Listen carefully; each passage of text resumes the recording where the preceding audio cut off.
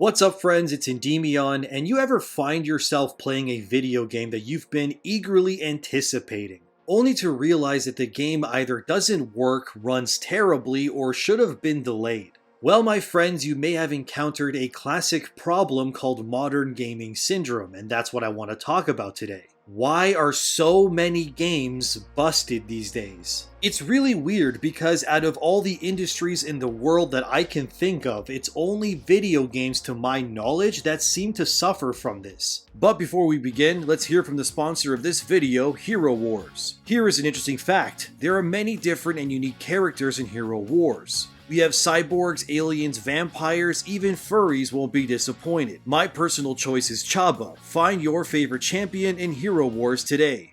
Imagine buying a car from a dealership and the salesman just tells you, oh yeah, the brakes sometimes just don't work. Also, the airbags aren't deploying properly, but we'll fix that later. And also, the wheels might fall off if you go over 80, but we'll fix that too. Don't worry, you'll be fine. Nothing bad will happen, probably. Yet when it comes to video games, it's business as usual for the most part, and it makes me feel like I'm taking crazy pills. Ask yourself if there's any other product in the world that you buy that doesn't work like a modern video game. I'm sure there's rare examples like maybe you're missing some screws from an IKEA furniture set or the 1 in 1 million smart TVs ships defective. But the common experience amongst people when it comes to video games is kind of insane to me. I guarantee almost everyone watching this knows at least one person who suffered the red ring of death back in the day. And even then, you will have paying customers who will protect these products like their lives depend on it. Like, why are you white knighting for companies who don't care about you? It's weird, but anyway.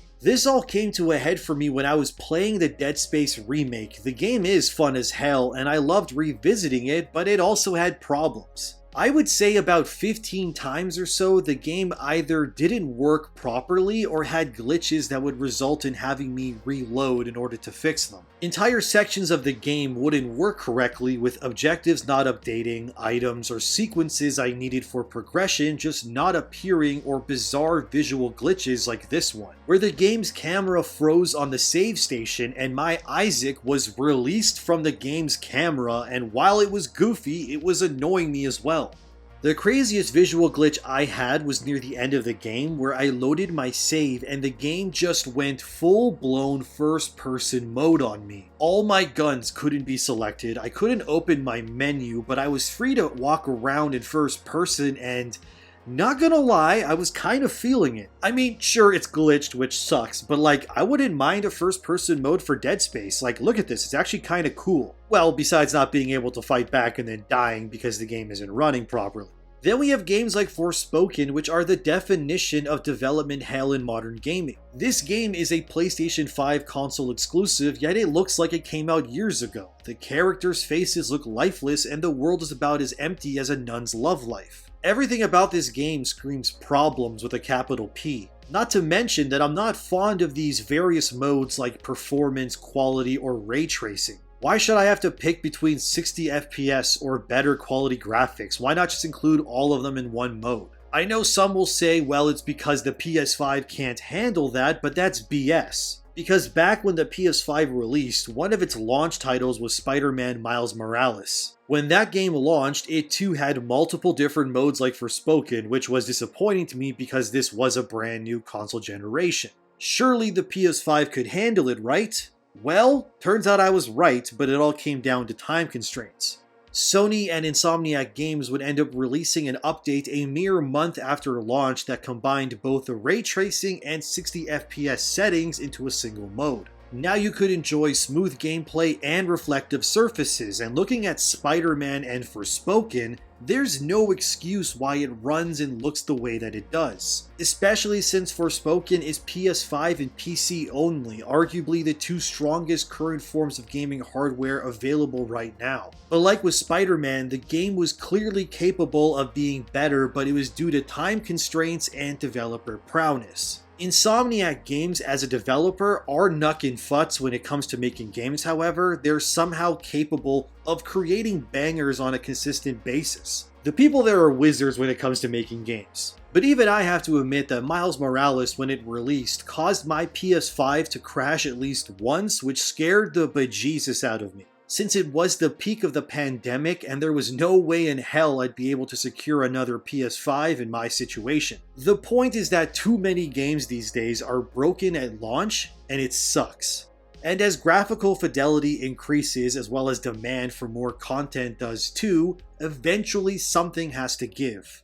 By the way, Hero Wars is a world of 6 unique modes and 100 million players. You can play alone or with friends. Also be sure to try out the Titans mode, become a legend, play Hero Wars now. Look at Halo and the developer of that dumpster fire over at 343 Industries.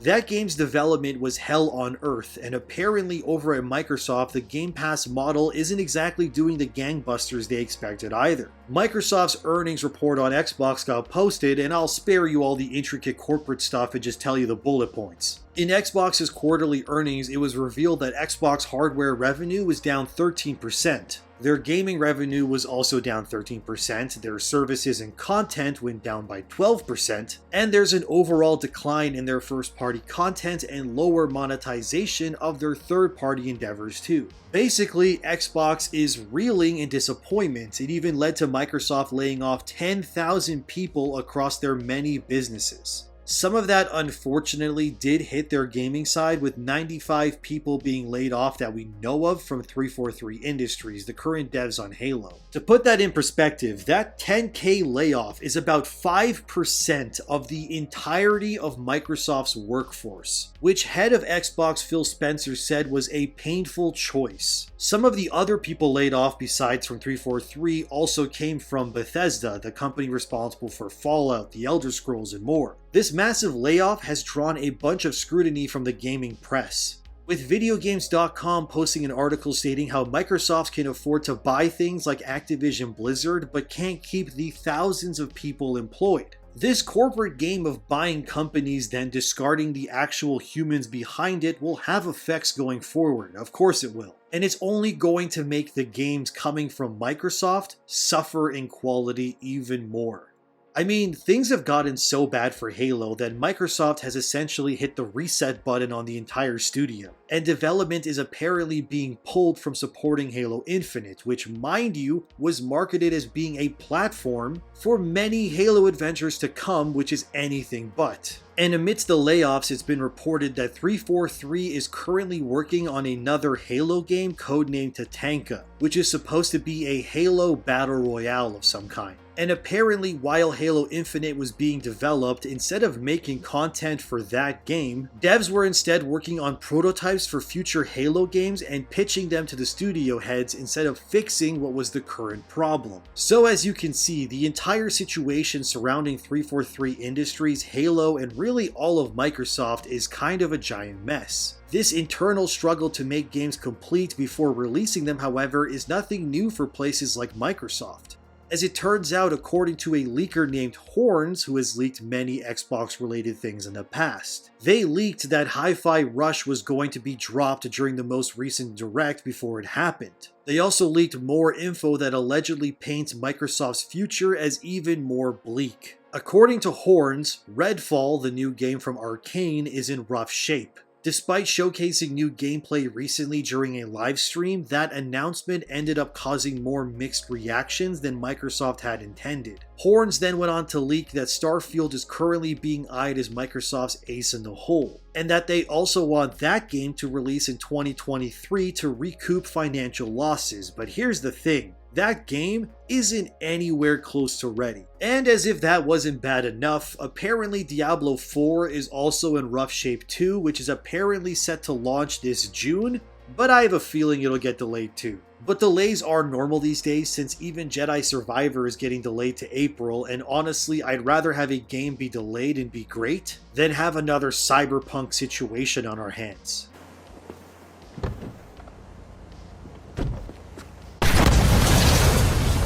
The depressing part of the AAA modern gaming industry is how deep these issues run. People have been complaining about unfinished games for well over a decade now, yet it keeps happening. Games are constantly being pushed out before they're ready, and it ends up making you as the player become a surprise beta tester. Don't ask questions, just consume product and then get excited for next products. But the only difference is you paid full price to be one instead of the publisher paying you to beta test their game. Funny how that keeps happening, huh? You also have companies constantly pushing out new live service games every other month only to shut them down fast, like with The First Soldier over at Square Enix, or Hyperscape at Ubisoft, or Rumbleverse from Epic Games.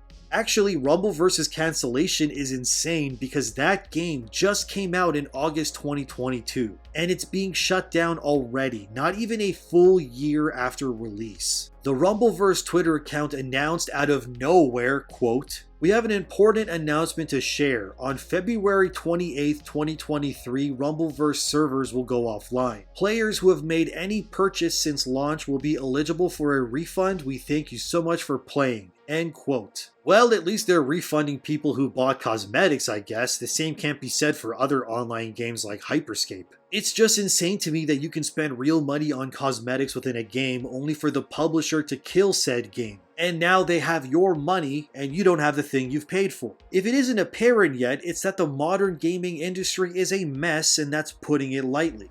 Look, I understand companies need to make money, but these kinds of things keep happening even though it should never become the norm. Even EA has gone ahead and cancelled not one but two of their mobile games with Apex and Battlefield Mobile. Apex wasn't even out for a full year either, it released in May 2022. And to keep the bad news going, EA will also not be issuing refunds for cosmetics bought either, citing that the cosmetics are not refundable due to the terms of the EA user agreement, which is shady as hell. CEO Andrew Wilson also commented saying they are sunsetting this version of Apex Mobile, but that doesn't mean they're done with mobile ports of Apex or other franchises. A PR rep for the company stated, quote, "EA plans to reimagine a connected Apex mobile experience in the future, and Wilson assures investors that mobile gaming will become a future venture for Apex as a franchise." End quote. While none of this spells well for EA, we have to remember the blunder that was Battlefield 2042. That game is the epitome of the modern gaming curse when it released to universal backlash.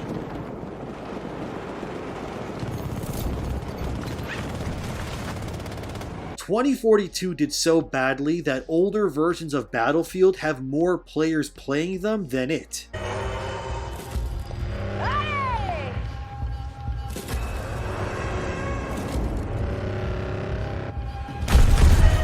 EA also said during their meeting with investors, quote, "We're hard at work at evolving Battlefield 2042 and are in pre-production on our future Battlefield experiences at our studios across the globe. As we look at the mobile market, the biggest new launches that are seeing the most success are the ones that are deeply connected to a broader franchise," Wilson said. "There's not always crossplay, but cross-progression and a feeling that they're part of a single unified community and a single unified game experience." End quote.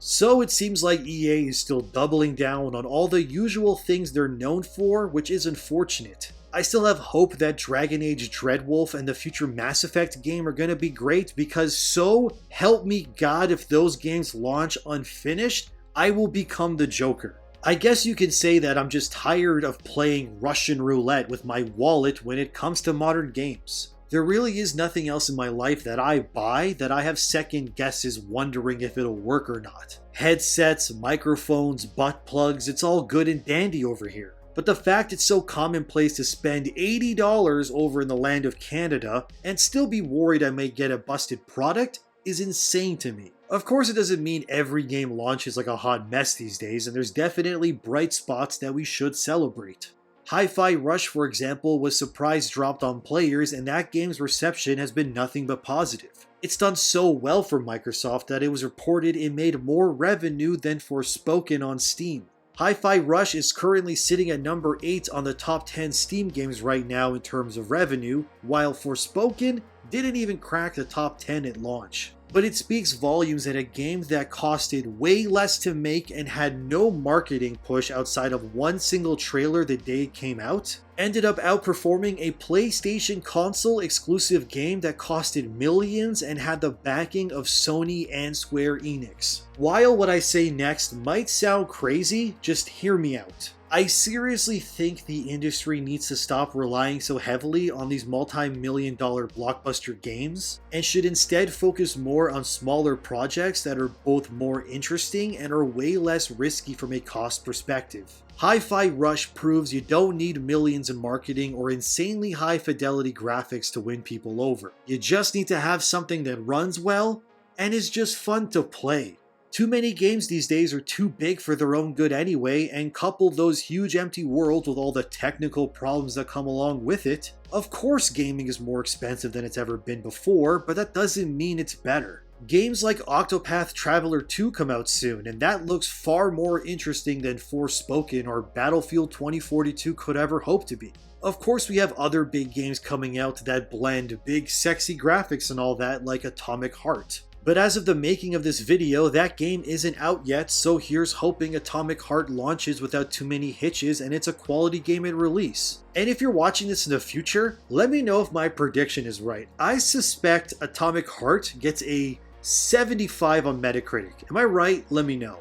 And as I was making this video, it turns out there's even more bad news coming out of EA. It's been reported that they've scrapped the single-player game that was set in the Apex Titanfall universe. Jason Schreier, who posted the story, said, quote, "Yesterday, EA and Respawn quietly cancelled a single-player game in the Apex Titanfall universe according to 3 people familiar. EA will try to find new positions for the 50 people who were on the team, but will lay off those who can't be placed." End quote. We're in a weird spot when it comes to gaming these days, that's for sure. Games are bigger than ever, they cost about as much as big Hollywood movies now, and all of this content leads to the possibility of problems happening way more than ever. You also need to remember that back in the day, games weren't updated as much as they were now. Now when you update a game, it doesn't just fix the problem, but can potentially bring all new hosts of problems. Just look at the gun Telesto in Destiny 2. That gun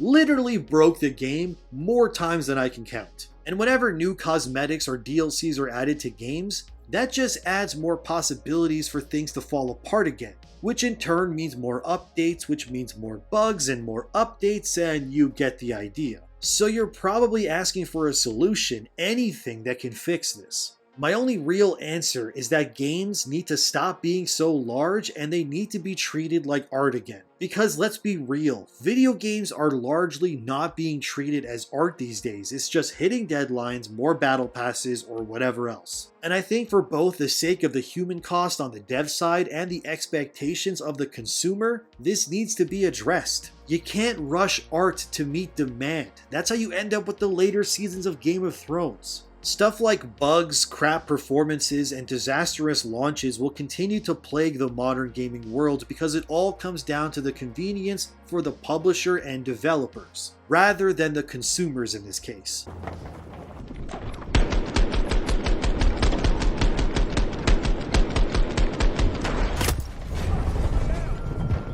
Back in the day when you bought a game, it came on a physical cartridge or disc, meaning the devs and publisher had to ensure their product was perfect because if it wasn't, there was no way of fixing it. But nowadays with the internet and things like digital rights management, or DRM for short, games can be fixed and updated over a longer period of time. So the only way to truly save yourself from the crushing disappointment that is modern gaming is maybe to reject succumbing to day one hype and simply waiting to play later. Of course there's still plenty of games that work fine at launch, mostly Asian made mind you, but still. Stuff like Cyberpunk or even The Witcher are good examples of updates fixing the problem.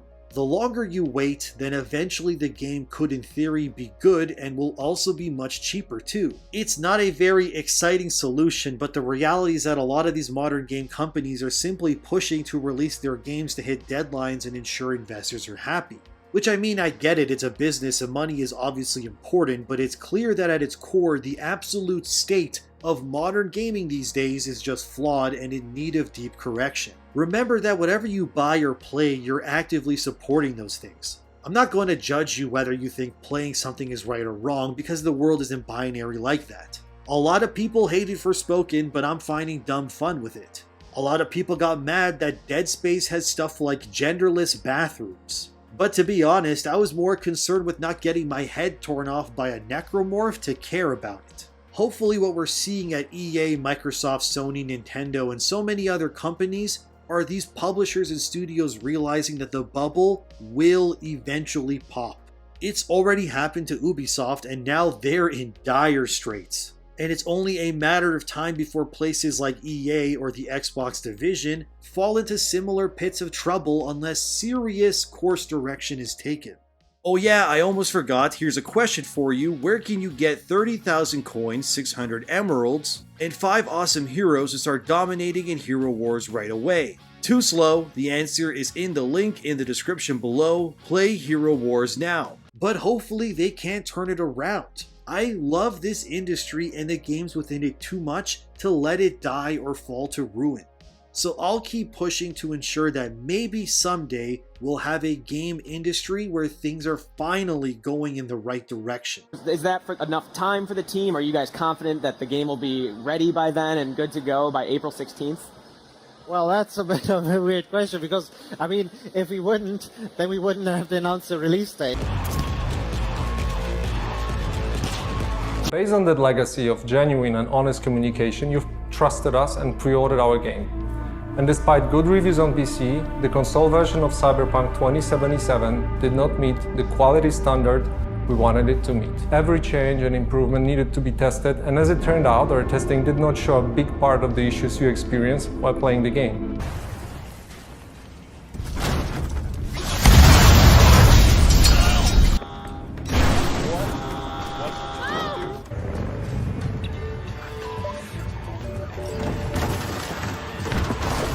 And that, my friends, is the state of modern gaming today. But it doesn't have to be, because players as well as the developers behind them deserve so much more. And the only way to start that change is by having a conversation. And that's why this video exists. So thanks for watching, and I'll see you in the next one.